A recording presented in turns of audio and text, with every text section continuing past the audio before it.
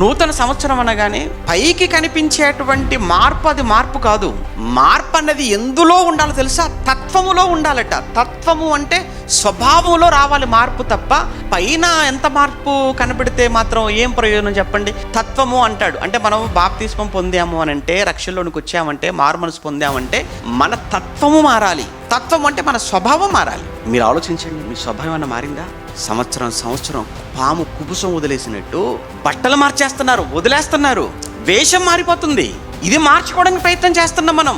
మీరు ఎంత మార్చుకొని ఎంత ప్రయత్నం మీరు చేయండి, కాలం వెళ్ళిపోతుంది. మనం కాలవశములో ఉన్నాం. మన కోసం ఆగేది కాదు కాలం.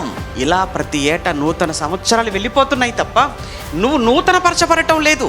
అదే కోపం, అదే చిరాకు, అదే అసహనం, అదే అనుమానం, అదే సందేహం, అదే నిర్లక్ష్యం వాక్యం పట్ల. నీలో ఇంకా మార్పు లేదు నాయన. ప్రియులారా, నూతనము అని అంటే స్వభావం మారాలి తప్ప నీ స్వభావం మారకుండా నీ రంగు మారినా, నీ జుట్టు మారిపోయినా, నీ బట్టలు మారిపోయినా, నీ స్థితి మారిపోయినా ఉపయోగం లేదయ్యా. నీ స్వభావం మారాలి.